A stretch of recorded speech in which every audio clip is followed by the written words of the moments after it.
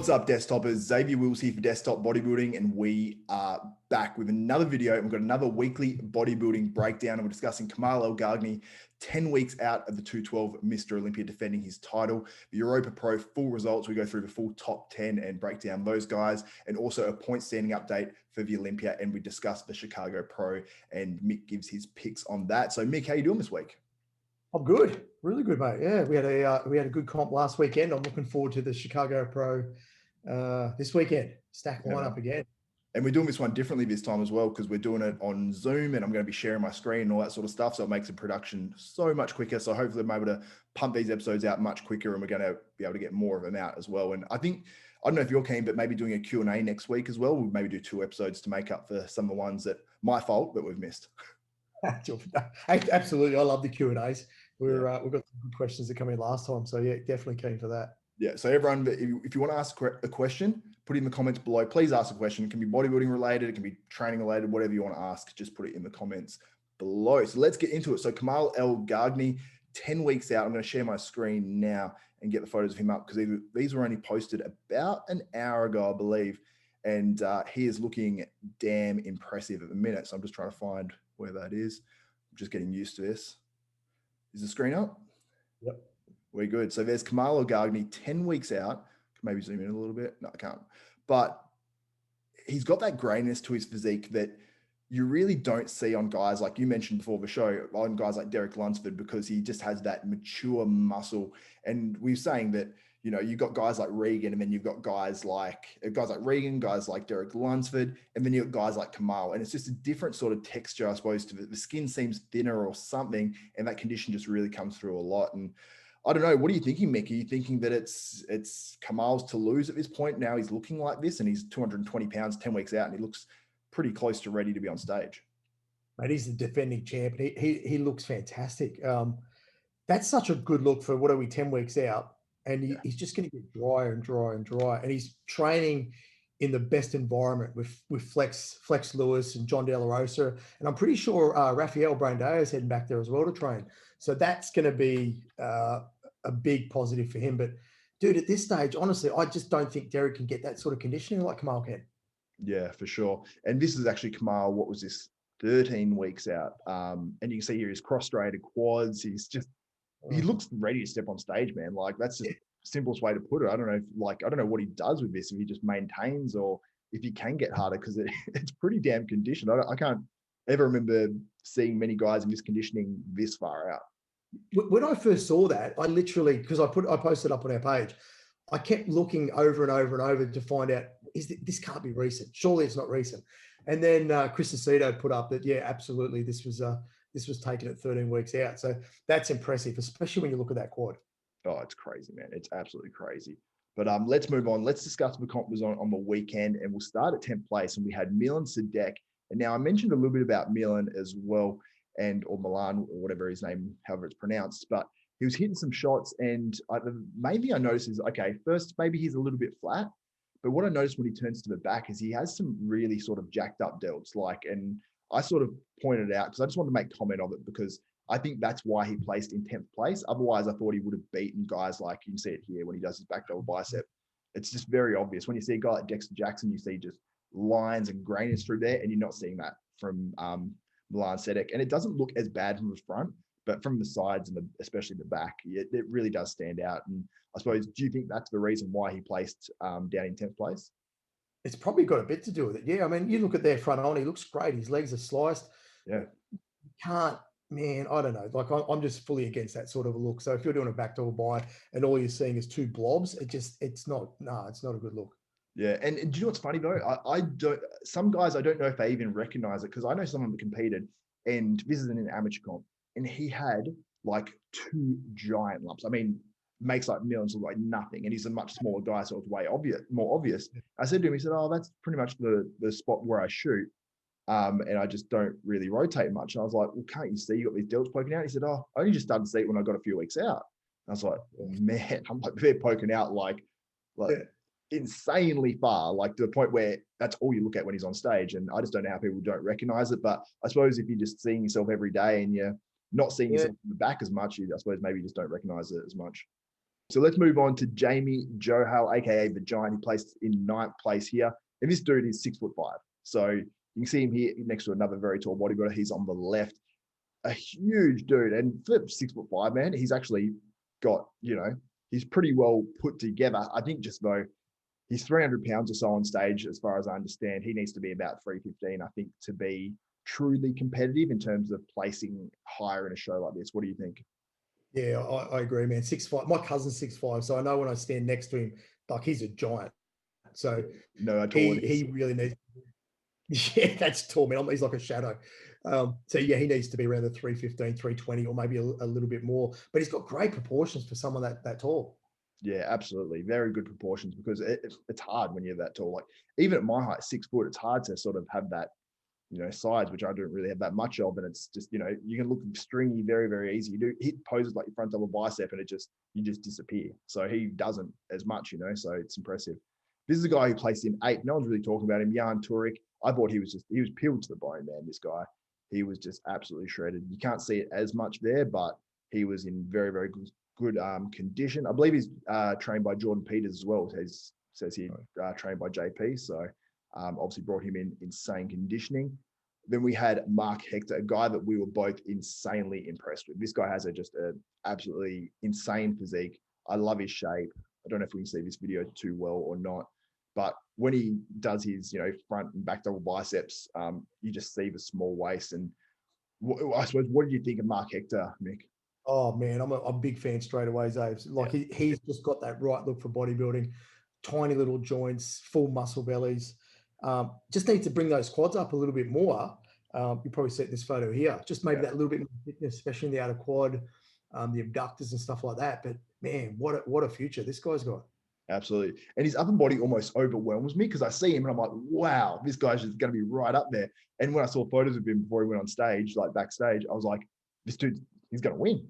I was just like, he's going to win it. But and he pops nicely too, doesn't he? Like he's got that real look to him, which I love. Yeah, just a killer physique, Mark Hector there. And then in 6th place, we had Andrea Muzi. I thought this was by far his best. Like when you see this photo, this is obviously a photo shoot, but you're just like, okay, he's added a ton of size, really filled out his frame. And overall, man, he was really, really good. And I can understand why he beat Mark Hector, because he had the size on him and he had probably very similar conditioning, just probably not as quite as pleasing as Mark Hector with that tiny, tiny waist. But what do you think? Yeah, I think that's probably what got him over the line. Just that little bit more of that rugged look to his physique. Plus, he's got those real full sort of legs, so he's probably a little bit more balanced than what Mark was, just slightly. For sure. Then in 5th place, we had Samson Dowda. I thought it was his all-time best. What do you think? I agree. And this photo is only a few hours before he actually went on stage, so that tells you how bad that lighting probably was too. Because Samson looks unreal here. He looked great on stage too, but obviously not as sharp as what this picture shows. I actually had Samson one place higher. Yeah. I definitely could have seen that as well over like a Regan or even like a Lucas Ozdadil, who placed up in 2nd. And we'll go to Regan now. I mean, when I see these photos of Regan, I'm like, oh no, Regan definitely should have placed where he was. But you can make arguments either way, but I just don't think he was quite hard enough. I think Samson was harder than him, and Samson still has fantastic shape. The size is comparable. I mean, Regan has a few more body parts that pop a little bit more, but I think that, I would have had probably Samson one spot higher, but it was very, very close. Yeah, I agree. I mean, you can't fault Regan as far as structure and proportions go. He's got some brilliant body parts as well. His back lat spread was fantastic, probably the best in the show. He just needs, and he's tall too. He's up there, he's 6'1", so he's just got to feel like that little bit more. I mean, you look at him; his adductors there. He looks great in some of those shots. That back lat spread that looks so good. Yeah. And he's got, let's not forget too, Regan's got a huge following, mate. He's very, very popular around the world. So he's definitely doing well on that front. I actually ordered one of his jackets the other day, getting ready for the winter here. So it's anyone who likes the Grimesy jackets, this was brilliant. Yeah, they look cool. We'll move on to 3rd place, Rafael Brandao. He actually doesn't have any stage photos up here, which I probably should have prepared earlier, but we can have a look at his physique because he is just absolutely insane. And we potentially had him winning the show or 2nd. Did you think maybe he's winning? When they walked out and all I could see at the start was the front poses and into the sides, I'm always drawn to guys like that because I love people like Brando's lines. His legs were ridiculous. Um, Plus, he had that full popping look as well. And I'm just drawn to that sort of a look. So Yeah. he was my preferred look. But I definitely would have had him in second when it was all said and done. Yeah, for sure. I definitely would have had him top two, I reckon, with James Hollingshead. And then in second place, we had Lucas Ozdil, who I just thought wasn't at his best, to be honest. Like, I don't know if there's any photos. I think there's a video here. This is a pretty clear video. And I don't know if he's actually even in it, but I just don't think that he was at his best. I think this is probably the worst Lucas Ozdil we've seen in a while. And he wasn't too far off, but it was enough that I thought he should have placed lower, and he was. Yeah, I agree with you on that one totally. I was a bit surprised he got into second. Yeah. Then we move on to the winner, James Hollingshead. He's actually got some decent photos up here as well, which is cool. That one's a little bit dark, but when you go into these ones, you can actually see sort of what's going on a little bit more there. And I think someone actually put a photo of him in a pre-contest photo next to this one, and he definitely looked better in the 1 week out photo or whatever, but still pretty impressive on stage, man. And I think he has that muscle that when you are actually there watching it in person, that you'll appreciate it a little bit more, because I just think that it's like that Dorian muscle, that really dense sort of hard work for muscle. And I think maybe that's why James got the nod over like not a Regan, Brandao and Ozdil. Yeah, I think, mate, James, I love James. I think he's a fantastic bodybuilder. Head to toe, there's a good picture there with Pat. Head to toe, he was just more complete. He didn't actually lack anything.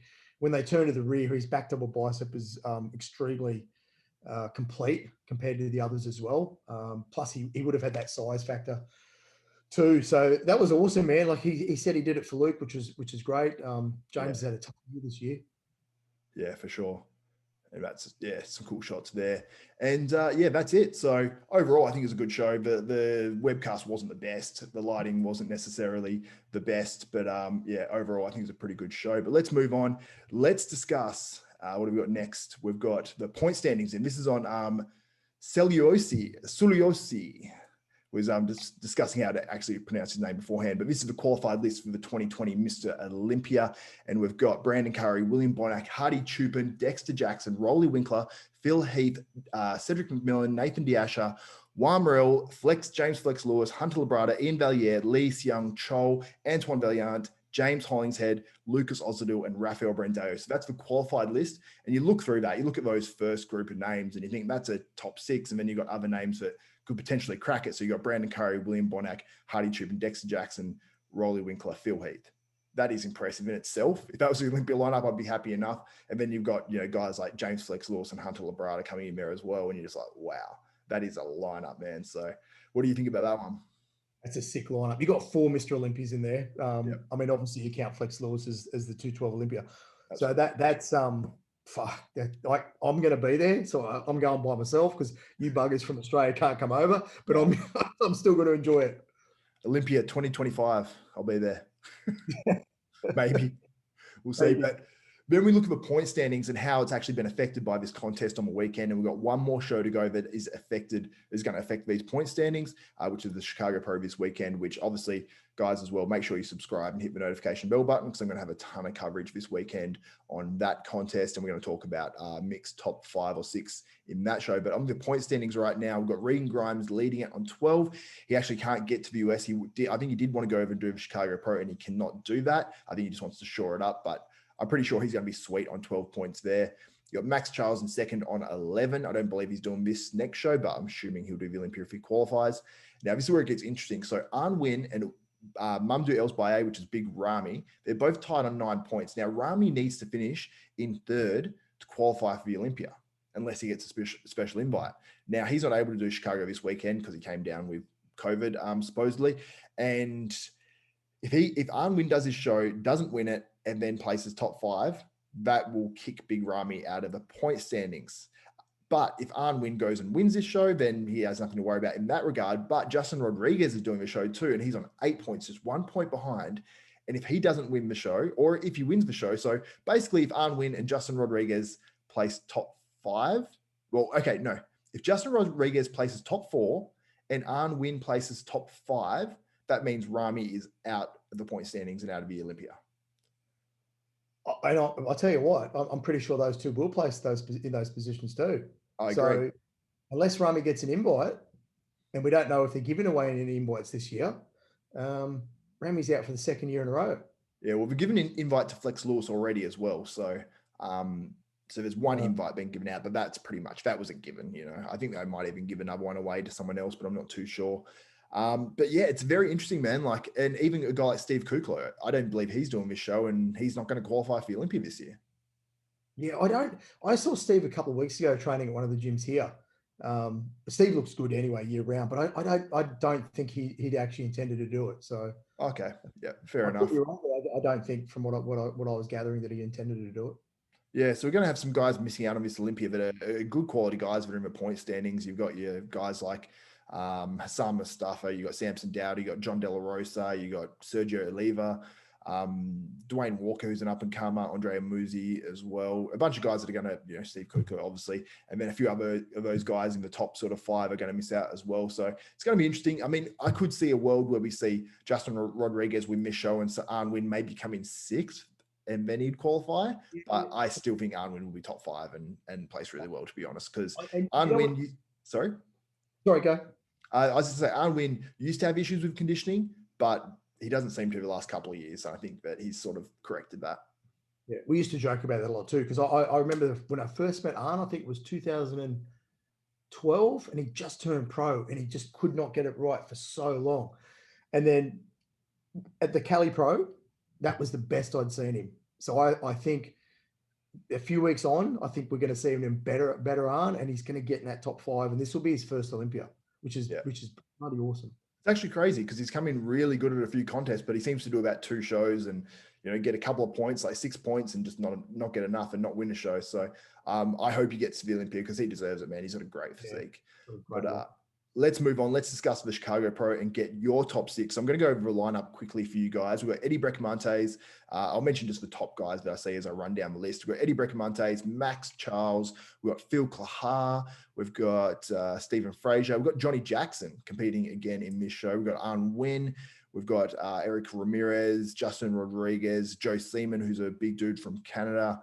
Mohammed Shaban is doing the show as well. Sean Smith is a really big guy. Derek Upshaw, we've got Josh Wade, Nick Walker, Keem Williams, and Keith Williams. So overall, I think it's going to be another one of those shows where it just seems to happen show after show at the moment, where it's going to be like a close top 8 or so guys, and they're all impressive. They're pretty much all, you'd say they're at this stage, you're all second to third tier competitors. So it's going to be a tight top 8 as far as the difference in the points go. Yeah. That said, though, I think I can't see Justin being beaten after how he looked at the New York Pro, but especially how he looks now in the lead up pictures that he's just put up. He's looking crazy, man. I'll see if I can pull up some photos right now. Justin Rodriguez, because that photo went up to I actually saw today, and I was meant to actually bring that up for the show because he is looking absolutely crazy. I don't know if he didn't even post it himself. It must have been maybe his coach or someone. Oh no, he's not even tagged in it, so I can't show you guys. I don't know where that was. I saw it on Facebook or something, but yeah, he's just looking ultra impressive, man. Like I might even insert it in when I edit this video. But yeah, I'm in the same boat, man. I'm like, you know, you got wild cards like Nick Walker and stuff, but Nick Walker, people forget, you know, he does have sort of that pro size and stuff, but maybe he doesn't. When we see him on stage, he might not have that maturity. I'm not sure. We've seen a lot of guys that have been hyped heavily going to their pro debut, and you know, not to say they let us down, but it hasn't been quite to the, I suppose, the expectation of the fans. And Nick is very confident too. He's going in saying, I'm not coming for second, I'm coming to win. And I think a lot of people see that, the confidence, they see how big he is, and they go, he's going to win this show. And I've heard people say in YouTube comments, he's going to win hands down. I just don't think that's the case against guys that are, other guys that are Olympia standard. But I would love to be surprised and see Nick Walker win it, man. So I'm easy either way. Do you want my top 5? Yeah, give us your top 5. So I'm going Justin first. I'm going Akeem Williams second. Man, I like it. I like it. People are underrating Akeem. He came 7th at the Arnold earlier this year in a good one. He's looking good at the moment. I just saw a picture posted him just before. He did quick prep. I just heard an interview with him with Ron Harris on Muscular Development, and he did say he did do a bit of a rush prep, but he said it worked for him. So I'm like, okay, cool. I'm going to put Arn in third. I'm going to put Nick Walker in fourth. Who's in fourth? Nick Walker. Yep. And Josh Wade in fifth. 6 will be a toss-up between Sean Smith and Johnny O. Jackson. But then again, that's not the final card. So we don't know yet if if anyone else is going to pop in. I don't think there's any big names that might pop in. You got to remember, Mohammed Shaban is pretty damn good as well. He did the Olympia last year. He beat guys like Lucas Ozdil. It was controversial, but he's very good. Yeah. I forgot about him. All right, Maybe I'll stick with my top 5. Yep, cool. Yeah. What about you?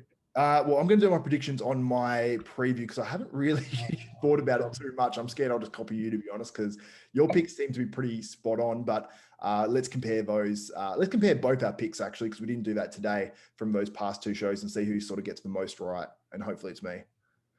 Hey, and what the 212? So obviously, I mean, we talked about this bit. Very impressive. There was a guy I saw today, Austin Carr.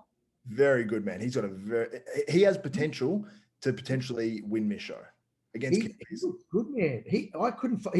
We put a front double bicep picture of him up, and he's head to toe complete. So if he can bring razor sharp conditioning, because by the looks of it, Keone is, if he can bring the same conditioning. Just on the note there, number 29, Jason Herbert. Yep. So he's one of the boys I know in the US. He's married to a friend of mine who's Australian, who's obviously moved out here now.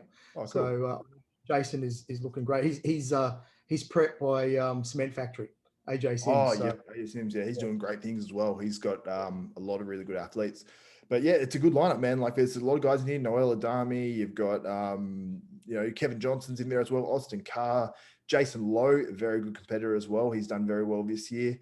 Bol Ojex, Keon Pearson, a lot of just really good names. So I think I'm going to be pretty impressed with this top 5 in the 212s. And I love seeing, I love shows where you got a good 212 class, you got a good open class, and it's competitive because it's like you're getting 2 bodybuilding comps in one. That's what I love about it. And dude, I was all ready to go this one as well, but we've got a powerlifting meet this Saturday that I have to be at for our ATP. So I couldn't say no. I can't not go to work. I'll be fired. So unfortunately, I'll have to wait to the Olympia. Yeah, that's fair enough. And then we've got Classic here as well, which is a stacked lineup. I haven't really looked over that yet. We've got more Classic Physique guys as well. Couldn't fit it on one list. Then you got Pro Men's Physique. Tons of guys. Look, there's 2 competitor lists. Women's bodybuilding. We got fitness. We got figure.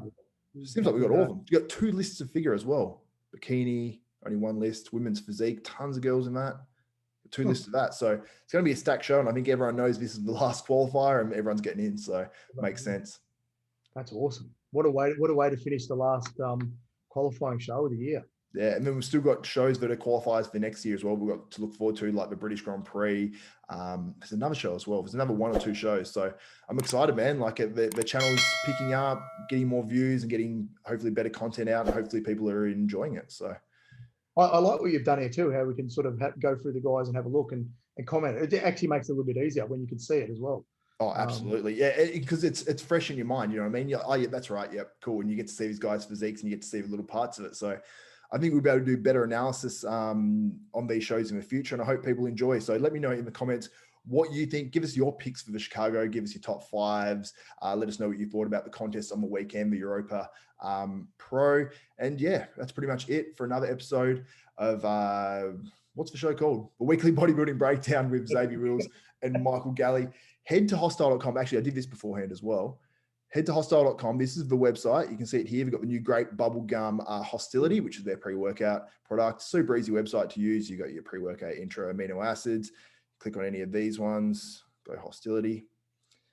And it just takes you straight there. You got your different flavors, mango punch, watermelon candy. Watermelon's ridiculous. I haven't tried mango and Great Bubblegum. So they're great products. You can check the ingredients list and all that sort of stuff and zoom in and see exactly what's in your products. No proprietary blends or anything like that. You see exactly what you get. So, Mick, that is it. Do you have any final words for the podcast? No, I'm good. It's bedtime. Beautiful. All right, that's it. For Michael Galley, myself, Xavier Wills, for Desktop Bodybuilding, we are out.